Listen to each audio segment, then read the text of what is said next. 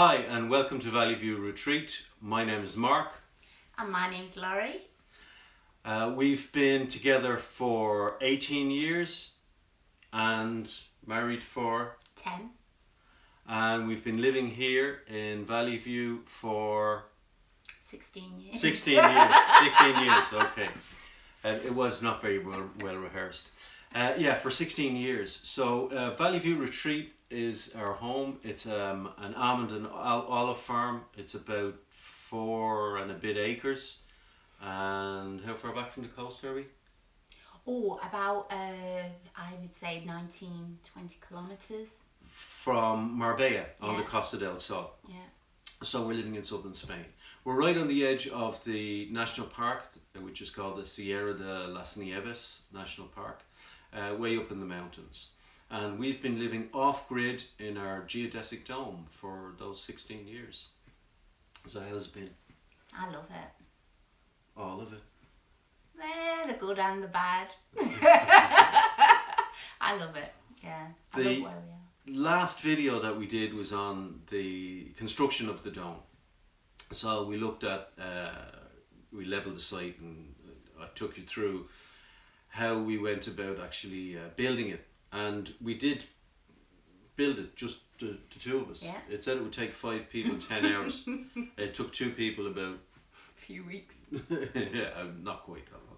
But yeah, it took us a while to actually get The whole it together. thing? Yeah, the whole thing took quite a while. But bearing in mind that we were, by the time we got to putting the cover on, it was August. Yeah. So it was hot. Very It was hot. really hot. Uh-huh. And we took it up to the point where we had the hailstones. Okay, right. So that was September 26th of 2008. It's burned into my mind, in my brain, because it was like that was the end of the road for us. Everything that we'd done. It seemed the case, yeah. These hailstones, I've put some photographs of them up, but these hailstones, some of them were nearly as big as golf balls. And they were so intense that they literally just shredded the canvas cover on the dome. I mean, apart from that, they broke the windscreen in the van. We still have the Land Rover Discovery that we had then, and you can see the pop marks in it, like somebody went at it with a hammer. Yeah. So it was bad, and we weren't the only people to suffer. Even people who were living in standard houses had slates broken, and insurance claims or whatever. Yeah. That seems like that was the biggest catastrophe that we'd had with the dome, but that's not actually true, is it? Because we had problems with the skin from very early on. Yeah. They kind of all roll into one. I'm just like, Yeah. I've just forgotten so much because you just get on with it, you know. Yeah. The cover that we bought, which looked gorgeous when it went up, but the cover that we bought with it was the best that was available at the time, and it was a duck canvas cover, which was supposed to have been tested in all sorts of environments or whatever, and it started to leak on us within a few months. Yeah. Literally within a few months. Initially it was the seams, so I had to recaulk all of the seams. But then it started to just leak. Water seeped through and would fall down when it rained. Yeah. And it rains a lot here in southern Spain, at least. It rains a lot, and it rains heavy. Right. So It doesn't actually rain often. But in the winter when it rains heavy. Yeah. So we would be just dreading when it was due to rain, because that was going to happen. Yeah. You just never knew when it was going to leak and when it wasn't. I did try and treat it, first of all with a tent waterproofing thing, which didn't work at all, and then with various types of waterproofing paint. The problem is in Spain, because in southern Spain in particular, we get like 300 days of sunshine a year. So stuff isn't really made to cope with the rain. You know, people here, they expect that their houses are going to leak when it rains. In places, and they don't have the materials that you need to make them waterproof. So nowadays we can actually access stuff that would have solved the problem, but in those days that wasn't true. Literally, once it started to let in, we eventually ended up in a situation where, for most of the time, we had the dome covered with a tarp. Right? So every winter we'd have to go and buy a new 8 metre by 8 metre tarp, and then tie the edges down, and of course every time the wind blew, then the tarp would slap on the outside, and yeah. Gosh, you remember a lot. And that's because I was the one that would have to put the tarps on. I've nearly cursed there, but yeah, I was the one that had to put the tarps on. And it's no easy feat. One of the other downsides to a dome is that it hasn't got any straight walls, and our dome is 5 meters tall. And 10 meters wide, because it's a hemisphere. And 5 meters tall and 10 meters means that the curve starts very early on. I mean, if you put this couch against the wall of the dome, you'd have a gap behind it at the baseboard of this much. So you lose an awful lot of space when you start putting furniture back, don't you? Absolutely. And the other issue is that when you try and put a ladder against a curved surface, very little of it actually makes contact. So when you're trying to get up on the dome to do anything, it really is very, very difficult. And particularly when, the only thing that's between you and a 5 meter drop is a canvas that's like sort of this thick. It's not great. And although the poles, what are they made of? The struts. The struts, yeah, they're some sort of aluminium, yeah. And I mean, they're good enough for the dome, but really putting weight on top of them is not what they were designed for. So yeah, it wasn't. We did have problems before the hailstones. So once the hailstones had actually destroyed it, we decided that. What did we decide then? What did we decide? I don't know. It's really sketchy. Your recollection, right? I guess I just phased it out because there was just so much going on. I had work at the time. All I remember is literally seeing the hailstones come through my home and thinking, that's it. It was destroyed, and then I had to work as well, and dealing with that, it was very surreal, and it's almost like I wasn't actually dealing with it because I just had to get on with work because work was so demanding at the time. I guess I've just phased it now. Yeah, I'm not surprised. It was very traumatic. I mean, the first thing that we had to do was go and buy a huge tarp to cover the whole thing temporarily until we made the decision. And I think we decided at that stage that the dome needed a complete rebuild. It just wasn't functional in its current form.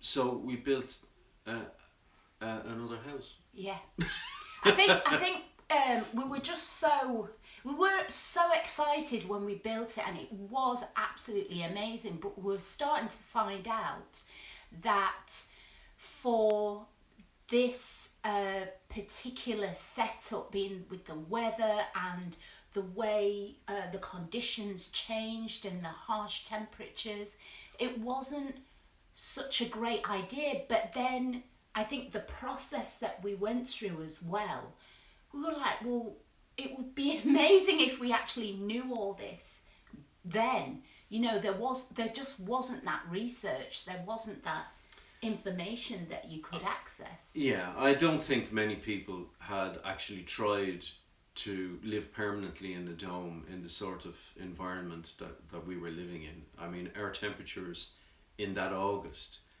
on 3 occasions, I remember that in the August of 2004, that the temperature in the shade went above 50 degrees. It was crazy. So when you get that sort of temperature, sorry, we did. We got through it. But you can go from that 50 degrees down to maybe 20 something degrees in the evening, and that's a huge amount of expansion and contraction that takes place in the dome itself. So it's not all that surprising that the duck canvas, which is a woven fabric, ended up getting stretched to such an extent that it was let in. We couldn't keep it waterproof. So duck canvas is just not suitable for this environment. Unfortunately, that's all that we were offered at the time. Yeah. And that even the tarpaulins that we bought, which weren't particularly cheap, and they're made for covering construction materials. We would very rarely get more than 3 or 4 months out of them, and then they'd start to let in. We'd have to change them again. Yeah. And I mean, the visual effect is awful, because you can only get them in blue. So you got your white dome with this blue square thing that was on it. In the end, you've got to decide that the aesthetics are not important. You've got to live in these places, and it's got to be comfortable. It's got to be functional, and that meant huge changes. Making huge changes to the dome to make it functional for us. So in the interim, we decided that we'd build another house on our land. And as I've said before, constructing things from wood is one of my passions. So I got a bit carried away. I ended up as being quite a substantial building. I think it was like over 100 square meters in the end, L-shaped. And we lived in that while we redesigned completely the dome. I loved it. I loved the house. I loved it because it was just like, at last we had straight walls, we had insulation, it was dry. It was amazing. It was a lovely house. I put a lot of work into it, a lot of love into it, and I liked the way it turned out. But even that little house, there were problems with it. If I was building it again, I would have built it in a different way. And in fact, I did build it again, because this tiny house that we're actually in at the moment is built on the site of that original house. Part of the footprint. Part of the footprint. It's got the original floor and some of the original posts from that house. And I did this time. I built it in a completely different way and paid a lot more attention to the levels of insulation that I used and the roof that I put on it and stuff like that. But anyway, to get back to the dome, when we rebuilt the dome, we decided that these porthole windows that were made out of clear plastic and they had to go. That was, they were just ridiculous. So we ended up putting conventional windows in, conventional doors. That this 22 foot by 11 foot bay window, which was ridiculous, useless. Really. That had to go as well, and that really we were building the house to be comfortable, or building the dome to be comfortable. And in order for it to be comfortable, we wouldn't have any windows on the south at all, which is where our views are. So we don't actually have views from the inside. We can always step outside. We all step outside. And if you crane your neck around the window, you can see stuff.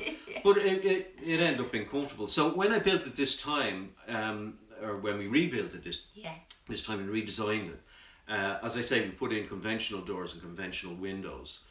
And I decided that in order to prevent the issue with the hailstones, although that literally was a once in 100 year thing, but that I would build it in such a way that since, but not that anything size, not anything like that. That what I would do is that around the struts I would actually put chicken wire, and then the cover would go over the chicken wire, and then I would spray the inside of the chicken wire with spray foam to try and give it some rigidity, and it would move less, and hopefully the hailstones would bounce off. And that's what we did, and I've got some photographs of that process. The cover that we ended up, can you remember the trouble we had with that cover? The pond? Yeah. It's not actually a pond liner, it's what they use for making reservoirs. So it comes with it's a big pond. Yeah, a big pond, yeah. It comes with a 40-year guarantee. Yeah. If you use it as a reservoir liner. Yes. Yeah. If you use it as a covering for a dome, how long did we get before it started to leak? 5 years. 5 years, which was a lot better than whatever. But to have a cover actually made for the dome, made specifically for the dome, in PVC, the quotes that we got were from 5,000 to 11,000 euro. Yeah, it's pretty amazing. And the pond liner costs us, I think it was 14 meters by 14 meters square, and it cost us about 1,200 euro delivered. Yes, the downside to it is it's very, very heavy, and of course it would be because it was proper PVC. So we needed help to put it on. Oh gosh, I can't remember that. Yeah. I remember seeing the package, and I remember us laying it out, but I can't remember who else was there. Yeah, you ended up with 6 guys. Was I there? Yeah, you took some photographs of it. The photographs I'm going to show you, she took, she can't remember. There you go. But Laurie's life is so much more expansive than mine. It's disappeared. But anyway, we got 6 guys up from the village, and even then it was quite difficult. So we had to get golf balls. Oh yes. Put them in the corners, and then wrap ropes around them, and then throw the ropes over the dome. Coming back to me. And then you have to pull it over. And because the struts are done with this centre hub, and they have nuts that stick up, I didn't want it to rip, so I left the original cover on the dome, and we pulled it over that cover, and then I took most of that cover. I thought that was a really clever idea. That's because I'm really clever. If I had been that clever, I would have done more research on the dome to start off with. No, I'd probably done something. No, really that's not true, because it wasn't there. The information it wasn't there. Because when you research, you research hard, and so yeah. Anyway, the 6 guys and the 2 of us actually did manage to get the cover on, and at that stage I'd already put in the conventional doors and windows. And that meant redesigning the structure inside the house so that it would actually accommodate these. So the downside to all of this is the fact that you're putting a square cover onto a hemisphere. Yes. And that's never going to look pretty. The way that it's never going to look pretty. No. And it doesn't look pretty. Yeah, but it's really functional. It's functional. I'm really not that into aesthetics. No. So I think that you can afford to be into aesthetics for the first year, maybe, or 2 years, until the hailstones come, and until you've spent a couple of shivering winters in the place. Right. And then you realise that you prioritise your needs. And boiling summers. Yeah. So the insulation thing is a big deal. Yeah. And functional windows and things like that are important. So yeah, we redesigned it, pulled the cover over, and then obviously had to gather and fold the cover to fit it in, and you can see from the photographs, it definitely didn't look all that aesthetically pleasing. While we were actually doing that, well, actually to go back a little bit, the house that we built wasn't legal. I'll tell you that straight away. Illegal. It turned out in the end that it wasn't actually technically illegal either, because it had no foundation, there was no cement used in it. And that's one of the criteria for establishing whether or not a building is a building. However, we got some really bad advice, and in the end we had to move out of that house and take it down far more quickly than we'd anticipated. So the dome wasn't finished at that stage, so I used some of the materials from the house to construct a cabin in front of the dome that we could move into while we finished the build. And I've got some photographs of that as well. And in the end, when we were finished with the dome, we incorporated that cabin into the dome itself. And we've got an extra 2 bedrooms in there, which means that we've got those 2 bedrooms and we've got the mezzanine level. So we've basically got three separate sleeping areas. And you can have a look at the way that the dome actually ended up.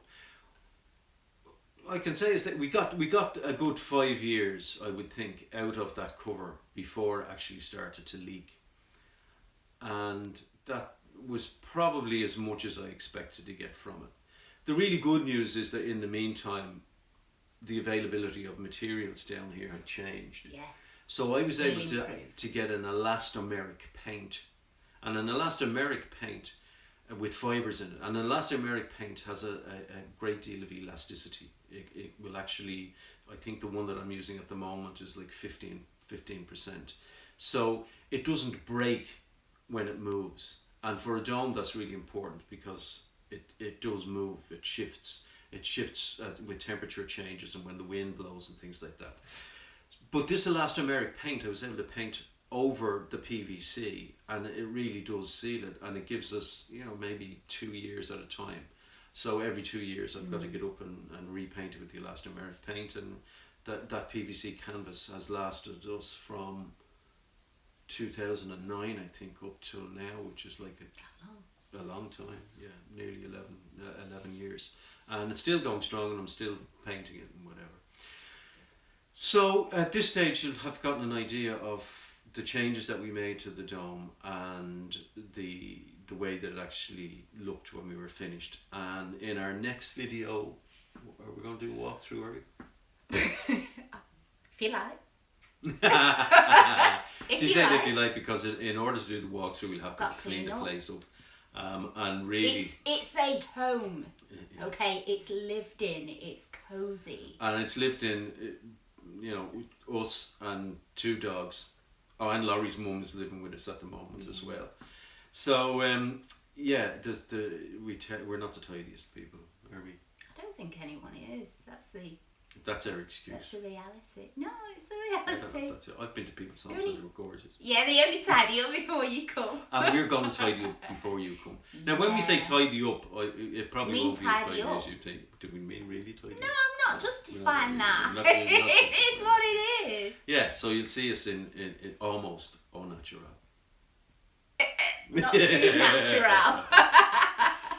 Okay, so I hope you've enjoyed the photographs and the little anecdotes and stories. And are you going to get more involved in our videos now?